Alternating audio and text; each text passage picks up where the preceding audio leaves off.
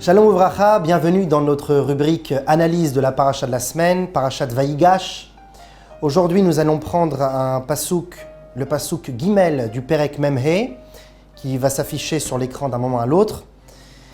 Nous allons le lire et le traduire et essayons de poser une question et d'analyser afin d'amener une réponse et un enseignement. Il est dit donc dans ce pasouk, Vayomer Yosef el Echav. Yosef dit à ses frères, Ani Yosef, je suis Yosef. Aod avi chai, mon père vit-il encore? Donc Yosef rencontre ses frères, cache son identité au début, en fin de compte se dévoile, il tombe dans leurs bras et leur dit « Je suis Yosef, est-ce que mon père est vivant ?» Alors cette question est un peu étrange et on va essayer de la découvrir. Tamu Amfarshim, les commentateurs se sont posé la question « Ma peshera she'ela aod avi chai » Quel est le fondement de cette question? Est-ce que mon père est vivant? Gvar yada min divrehem pa'amaim shalosh she'hu chai. Yosef savait déjà, par le récit de ses frères précédemment, 2-3 fois déjà précédemment, que son père était vivant.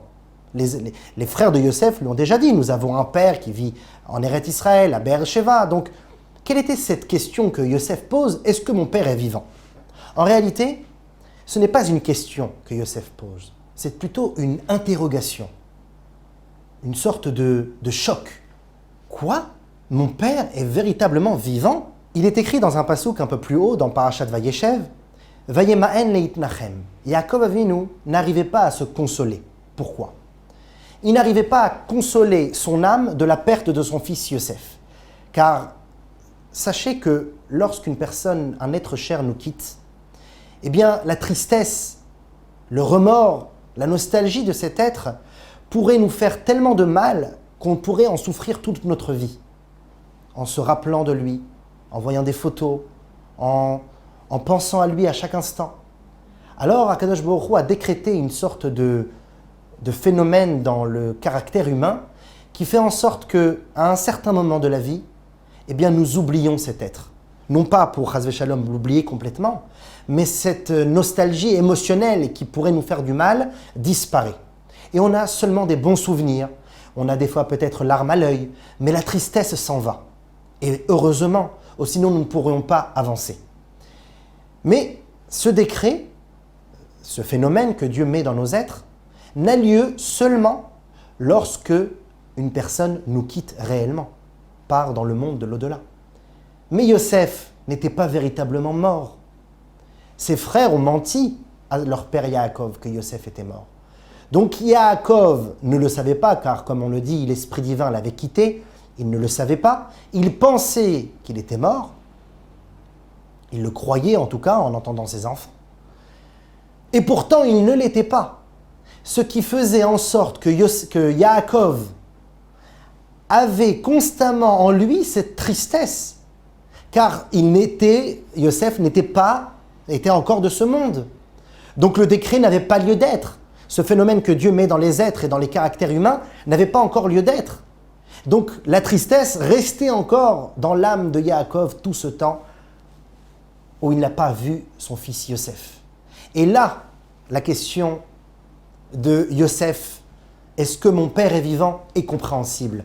Il pose la question à ses frères et il leur dit Ani Yosef, je suis Yosef. Chai vekayam, je suis vivant et existant. Et là, je pose la question. Mon père, alors que moi je suis vivant, vit-il encore? Mais kevan she'ani bachaim, puisque moi je suis en vie. Ve'ani ve'en kan gzerat ashicha min halev, et qu'il n'y a pas encore le décret que Dieu met dans les cœurs des humains de pouvoir un petit peu oublier la tristesse après qu'on ait perdu un être cher. De ce fait, Yaakov Avinu pendant 22 ans, Itabel alayavi, mon père donc en a été endeuillé. Et c'est pour lui un malheur et une souffrance qui est incommensurable. Comment est-ce possible que mon père a pu tenir le coup face à cette tristesse? On peut mourir, Chas v'Shalom, de tristesse. Et grâce à Dieu, on va dire, aplatit, ramifie, raffine cette tristesse à travers le temps et nous oublions en quelque sorte l'être cher que nous avons perdu. Mais j'étais vivant, donc ce décret n'a pas eu lieu. Et Yaakov, mon père, a dû souffrir 22 ans. Et cette interrogation que Yosef pose, comment est-ce possible que mon père a survécu, eh bien, pourra nous expliquer, maintenant, à travers l'interprétation que nous avons dit, pourra nous expliquer la suite des paroles de Yosef, où il dit « Miharu ve'alu el avi ve'amartem elav ko amar bincha Yosef, saman Elokim la'adon lechol Mitzrayim, rede elai al ta'amod » Il est dit, Yosef dit à ses frères « Dépêchez-vous, montez en Israël vers mon père et dites-lui, ainsi a dit ton fils Yosef, on m'a placé en tant que gouverneur d'Égypte, descendez vers moi, al ta'amod, et ne te maintiens plus. Après tellement d'années où tu t'es maintenu, cette tristesse t'a sûrement engourdi. Maintenant, tu peux te détendre et venir vers moi. Car comme il est dit, Kol rega nosaf shel ikuv ou sakanat nefashot. Chaque instant où Yaakov Avinu s'empêche de me voir et n'a pas véritablement la consolation qu'il attend, est pour lui une véritable presque mise à mort. Il faut que vous ameniez Yaakov rapidement, afin de lui enlever cette tristesse, cette mélancolie profonde qu'il a dû donc surmonter pendant 22 ans. Et grâce à cela, nous pouvons aussi comprendre, enfin, cette question élémentaire. Si Yosef chérissait tant son père et attendait que Yaakov puisse se consoler enfin après ces nombreuses années de souffrance, Yosef aurait dû monter vers son père Yaakov en Eretz Israël, et non pas attendre que Yaakov le rejoigne. Il aurait dû lui-même aller à la rencontre de son père Yaakov pour le consoler. Mais puisqu'il est dit 3 fois, comme Yosef dit à ses frères, « Les michia shalachni Elokim lifnechem » ce n'est pas pour rien que je suis descendu en Égypte, mes chers frères. N'ayez pas peur, je ne vous en veux pas. Ça vient de Dieu. C'est pour pouvoir faire vivre la terre d'Égypte tout entière. Vaishalchani Elokim lifnechem. C'est Dieu qui m'a envoyé vers vous. Deuxièmement. Et troisièmement, Loatem shalartem oti. Inekia Elokim. Ce n'est pas vous qui m'avez envoyé en prison. Ce n'est pas vous qui m'avez vendu comme esclave. C'est Akadosh Baruch Hu, à travers sa providence, qui a fait en sorte que je puisse me retrouver dans cette situation. Et pourquoi ?